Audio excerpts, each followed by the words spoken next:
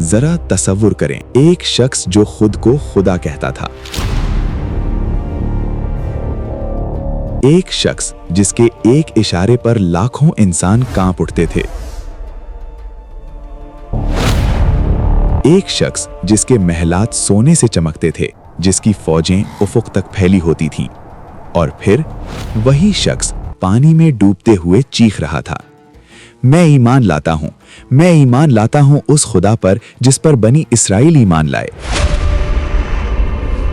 मगर इस वक्त ये अल्फाज बहुत देर से निकले थे। आज की ये दास्तान उस गुरूर, उस ताकत और उस हौलनाक अंजाम की कहानी है, फिरौन की कहानी। कुरान करीम में फिरौन का जिक्र तकरीबन 70 से ज़ायद मुकामात पर आया है। ये कोई इत्तिफाक नहीं, अल्लाह ताला ने इस किरदार को बार बार इसलिए बयान फरमाया ताकि हर दौर का इंसान इससे सबक ले सके। मिस्र, जिसे उस जमाने में दुनिया की सबसे बड़ी ताकत समझा जाता था, वहां का हुक्मरान फिरौन न सिर्फ एक बादशाह था, बल्कि वो खुद को रब्बुल आला यानी सबसे बड़ा रब कहलवाता था।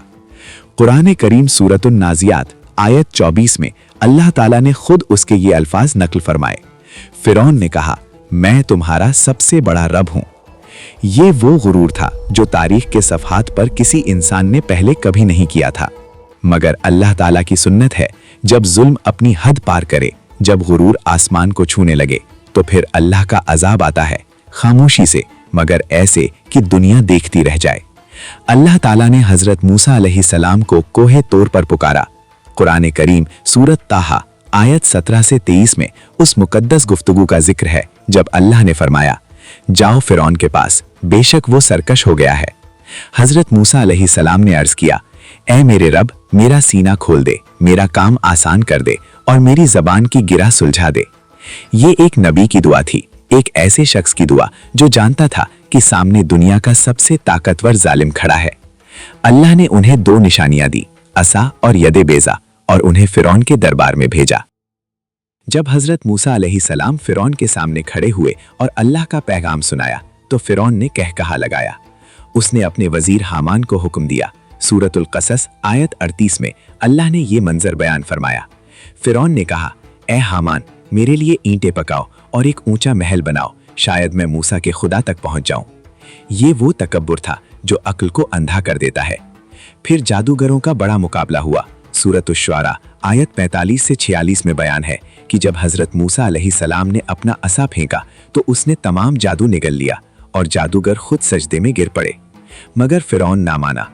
अल्लाह ताला ने फिरौन और उसकी कौम पर यके बाद दीगरे 9 अजाब नाजिल फरमाए। कुरान करीम सूरतुल आराफ आयत 133 में उनका जिक्र है, तूफान, टिड्डियां, जुएं, मेंढक और खून। दरियाए नील का पानी खून बन गया। फिरौन की कौम प्यासी तड़पने लगी। जमीन टिड्डियों से भर गई, फसलें तबाह हो गईं। मेंढकों ने महलात तक को ढांप लिया। हर बार फिरौन मूसा अलैहिस्सलाम को बुलाता, मिन्नतें करता, वादा करता कि ईमान लाएगा, बनी इसराइल को आजाद करेगा, और जब अजाब हटता तो फिर मुकर जाता।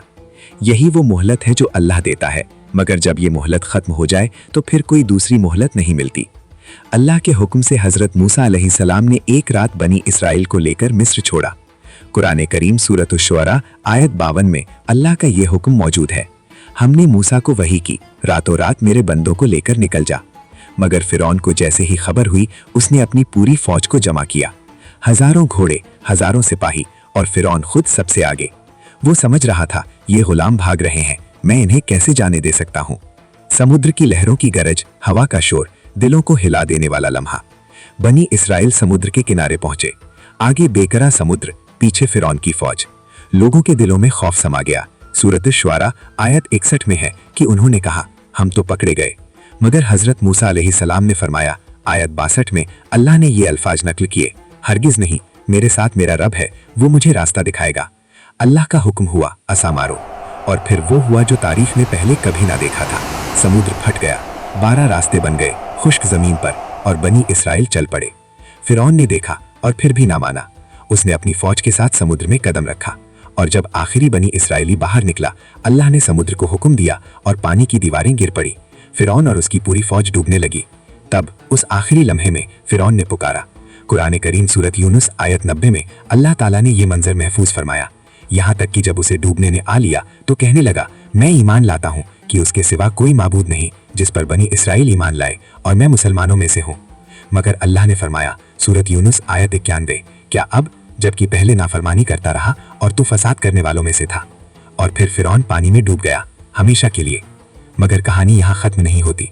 अल्लाह ताला ने सूरत यूनुस आयत 92 में एक हैरत अंगेज ऐलान फरमाया, आज हम तेरे जिस्म को महफूज रखेंगे ताकि तू बाद में आने वालों के लिए निशानी बन जाए। और आज साइंस ने तस्दीक की है कि मिस्री अजायब घर में एक फिरौन की मम्मी मौजूद है जिसके जिस्म पर समुद्री नमक के आसार मिले हैं। ये वो निशानी है जो अल्लाह ने 1400 साल कबल कुरान में बयान फरमाई थी, और आज वो हमारे सामने है। फिरौन की ये दास्तान सिर्फ एक तारीखी वाक़या नहीं, ये हर उस इंसान के लिए आईना है जो अपनी ताकत पर घमंड करता है, जो समझता है कि माल, इक़्तिदार और फौजें उसे अल्लाह के अजाब से बचा लेंगी। फिरौन के पास सब कुछ था, ताकत, दौलत, लश्कर, महलात, मगर जब अल्लाह का फैसला हुआ तो ये सब कुछ काम ना आया। कुरान करीम सूरतुल फज्र आयत 14 में अल्लाह ताला ने फरमाया, बेशक आपका रब घात में है, ये घात कभी गाफिल नहीं होती। आज अगर हम अपने घरों में, अपने दफ्तरों में, अपनी जिंदगियों में किसी पर जुल्म कर रहे हैं, किसी कमजोर को दबा रहे हैं, या अल्लाह की नेमतों पर गुरूर कर रहे हैं, तो फिरौन का अंजाम याद करें। वो पानी में डूबा मगर उसका सबक आज भी जिंदा है। अल्लाह की पकड़ से कोई नहीं बच सकता, ना फिरौन बचा, ना कोई और बच सकता है। वमा रब्बुका बिज़ल्लामिन लिल आबीद, और आपका रब बंदों पर जुल्म करने वाला नहीं। सूरत फुसिलत आयत 46।